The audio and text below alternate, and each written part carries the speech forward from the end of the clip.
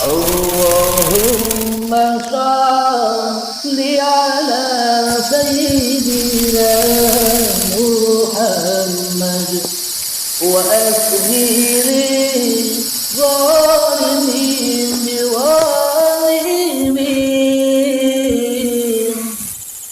wa akhrijna min bainihim salimin wa ala alihi wa sahbihi ajma'in.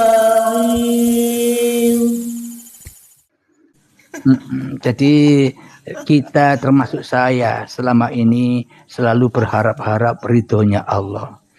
Padahal aku tidak ridho bila aku ini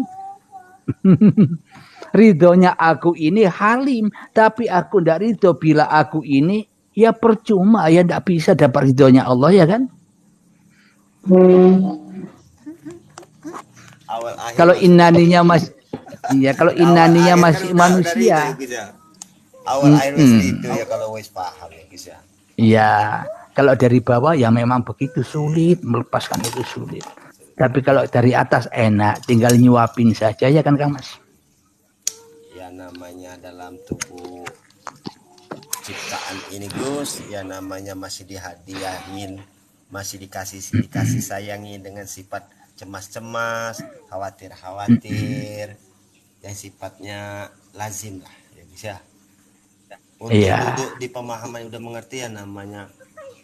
Takutnya gini Gus, tidaklah bisa mungkin diterima seseorang Gus kalau udah paham lantas ia sudah bisa dikatakan sudah duduk di makom itu. Nggak bisa lah Gus, dia akan harus melalui proses Gus. Makanya kalau belum duduk namun dia pemahamannya sudah duduk, berarti yang sampai itu pemahamannya Gus. Allah berkata, aku tidak butuh pemahamanmu, aku tidak butuh ilmumu, aku tidak butuh ada padamu, yang aku butuh dirimu. Makanya Allah butuh kita tadi Gus, karena kita yang dikehendaki Gus, gitu kira-kira. Nah, tapi seolah-olah kita yang butuh Allah, ya kan? Kita butuh Allah. Selama ini begitu kan Guru. Seolah-olah kita yang jadi Tuhan. Aku yang bisa ingat Allah, aku yang butuh Allah. Mana Allahnya sebagai penguasa manusianya? Berarti Allah selama ini tak pernah meliputi manusianya, ya kan? Jadi kalimat-kalimat itu kan seolah-olah ambigu, membingungkan ya bisa. Iya, tapi semuanya itu tidak ada yang salah di sisi Allah loh ya. Tidak ada yang salah. Di sisi ilmunya dia ya bisa. Kenapa? Karena ini panggung sandiwaranya. Sama seorang Anda menjadi sutradara film, Anda menciptakan cerita kebaikan, menciptakan cerita keburukan. Bila hanya cerita yang Anda ceritakan di dalam film, Anda sebagai sutradara, Anda menampilkan yang baik-baik saja, blenger, yang lihat ngantuk. Kalau film harus ada bajingannya, ya kan? Di tengah-tengah nonton ada peran antagonis, wah, jadi tidak jadi ngantuk ya. Nah, iya, memang maunya Allah, tidak ada yang salah, itu kesempurnaan, keindahan Allah, ya kan? Bagi orang-orang yang sudah dipahamkan. Ini Kang Mas ada yang mau tanya ini, mau tanya apakah mau belajar ilmu makrifat itu perlu belajar kalam dari syariat dari dahulu, jika tak katam tidak boleh, bebas. Makrifat itu jangan diagung-agungkan kata makrifat. Makrifat itu lo tahu, mengenal awaludin makrifatullah. Sebelum Anda bersyariat, bertoreko, berhakikat, bermakrifat, harus kenal tahu Allah dulu. Ya betul. Kalau tidak kenal Allah ya hancurlah syariat, toreko, hakikat, makrifatnya, ya kan? Jadi memang awaludin makrifatullah. Wajib kenal Allah dulu. Maka setelah mengenal Allah, syariatnya sudah menjadi syariatnya Allah. Torekohnya sudah menjadi torekohnya Allah. Hakikatnya sudah menjadi hakikatnya Allah. Makrifatnya sudah makrifatnya Allah. Kita nonton Allah sambil makan popcorn. Enjoy saja, ya kan?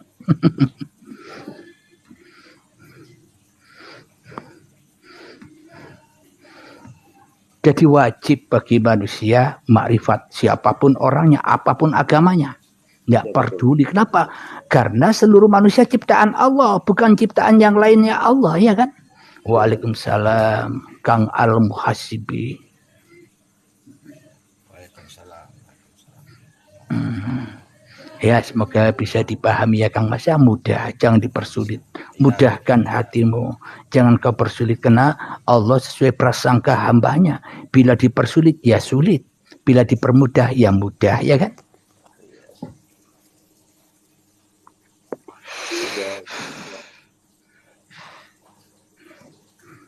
Jadi kita kembali lagi ke babakan hukum fikih tentang darah. Ada darah nifas, ada darah haid, ya kan?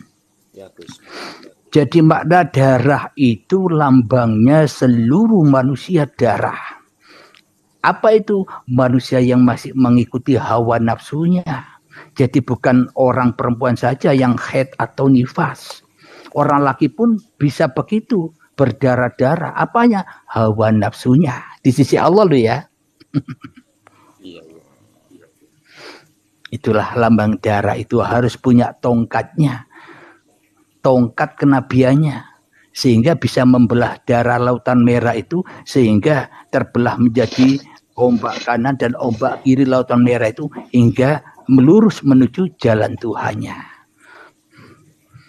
Tongkatnya itu yang harus dicari. Ilmu hakikat makrifatnya itu.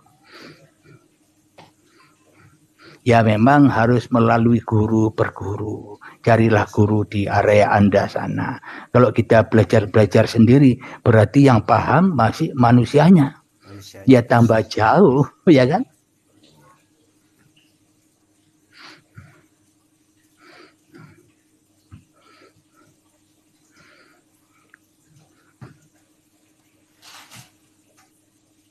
Setiap malam sholat tahajud ya Kang Mas. Qiyamul Lail. Siapa Gus?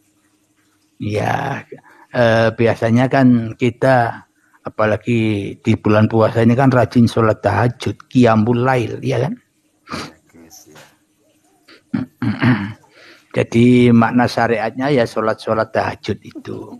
Tapi meskipun begitu jangan lupa atau jangan abaikan makna hakikatnya apa. Qiyamul Lail itu bangkit dari kemalaman manusianya. Bangkitlah dan persembahkan dirimu kepada Tuhanmu. Itulah sholat malam itu. Malamkan dirimu, maka terang benderang Tuhanmu, ya kan? Masuk ke alam nafi ya Gus ya? Iya, manusianya dinafikan, Allahnya diisbatkan. Ya. Itu maksudnya sholat malam. Tahajud itu apa maknanya? Ketika hambanya hanya sujud tunduk kepada kehendak dan kuasanya Allah, yaitu tahajud. Meskipun bangun tidur sampai tidur lagi, bila dalam hati kita berjalan, bergerak hanya dengan izin Allah, yaitu tahajud, ya kan? Hatinya yang dimaksud tahajud selalu sujud kepada kodok dan kodarnya Allah. Selalu sujud kepada ketentuan-ketentuan Allah. Sehingga hati nerimo ing pandum. Hatinya selalu bahagia atas apa yang dipilihkan oleh Allah. Meskipun tidak enak. Ya kan? Iya Gus. Memang banyak umat di badan ini Gus. Badan sepatang lagi nggak akur Gus. Iya kan. Tapi, makanya itu diturunkan Rasulnya Allah itu untuk menyeru umat manusia. Maknanya bukan manusia yang di luar, menyeru apa yang ada di dalam dirimu. pergerakanmu, tanganmu, kaki kita, hati kita, apapun yang ada di badan ini diseru semuanya agar kembali kepada Allah, miliknya Allah, itu maknanya. Gus, kalau tentang melihat Tuhan ya Gus ya, seperti Musa di Bukit Tursina, itu bisa Enjoy Kang Mas sambil minum kopi. iya Gus. Wih, mantap hitam itu Gus. Iya, panas ini. Barusan dibuatkan oleh yayang saya ini. Jadi Iya, lanjut Kang Mas. Jadi kitab kuning itu keakuan yang hening tadi ya Gus ya. Ya, maknanya heningkan dirimu, malamkan dirimu, tiadakan dirimu, goibkan dirimu. Ketika sudah goib diri manusianya, maka nyatalah Tuhannya. Ketika manusianya sudah buta, maka itulah yang dimaksud menyaksikan. Tapi kalau manusianya belum buta, tak akan pernah bisa menyaksikan Allah, ya kan? Ya. Karena Ya. karena ini Gus ya, ini aja ya Gus ya. Dan tewai terkadang kejamalan Jalal Jamal Kamal Kohar itu Gus banyak mentok numbur di situ Gus, memang Gus melampaui itu karena dinding yang paling gagah perkasa itu Gus. Masya Allah. Jadi yo ya mati ya Gus ya. harus mati iya. dalam kehidupan ya. Berarti orang-orang yang sudah meninggal itu selamat apa ora selamat? Cuman kan kalau soal selamat enggak selamat itu Gus, permasalahannya apakah orang itu bisa dikatakan sama yang tahu dengan enggak tahu ya Gus ya. Iya, maknanya begini, innalillahi, semua dari Allah, wa inna ilaihi rojiun. Karena perannya selama hidupnya ya perannya Allah, apa yang mau disalahkan? Ya enggak? Kalau manusianya sudah melepaskan keakuannya, sudah melepaskan hidup dan badannya, terus mati, ya selamatlah mereka dari pengakuannya. Itulah surganya Allah. Jadi albar ya kan?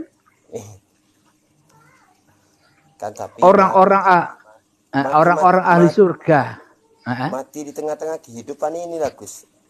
Ya, jadi maknanya orang-orang sudah meninggal dunia itu ya sudah kembali kepada asalnya. Asalnya goib ya kembali goib. Asalnya suci ya kembali suci. Buktinya kain kafannya putih, ya kan? Itulah lambang kesucian badan yang sudah ditinggal manusianya. Karena badan sudah tak bisa diakui lagi, ya kan? Meskipun kenapa? Ulil albab Gus, gimana itu Gus? Ulil albab itu artinya apa ya? Ulil albab. Arti bahasa Indonesianya apa itu? Ulil albab. Nah, itu artikan itu. Itu artikan itu. Bagi mereka yang sempurna. Bukan orang Arab, artikan saja. Iya dong. Jadi bagi orang yang sudah sempurna akal, ya Kang Mas. Maka dia akan serta ya Pak Kang Mas. Bagi yang sempurna akal beserta dengan Allah di dalam duduknya, berdirinya, ya kan? Gitu Gus. Nah itu yang dimaksud yang meliputi tadi, diliputi oleh Allah, dikuasai oleh Allah, ya kan? Karena pemahaman kita selama ini seperti pemahamannya manusia, ada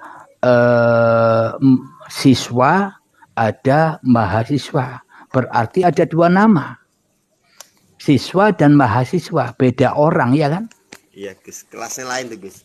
Seolah-olah ini hidupku, ada hidupnya Allah sendiri, ya kan? Jadi kalau yang dikatakan Allah maha hidup, Berarti tak ada yang hidup selain Allah, itu maknanya. Allah maha wujud, berarti tak ada yang wujud selain Allah. Allah maha berkehendak, tak ada kehendak lain kecuali kehendak Allah. Allah maha berkuasa, tiada kuasa lain selain kuasa Allah. Maka tak sebiji darah pun bisa bergerak tanpa izin Allah. Iya kan Kang?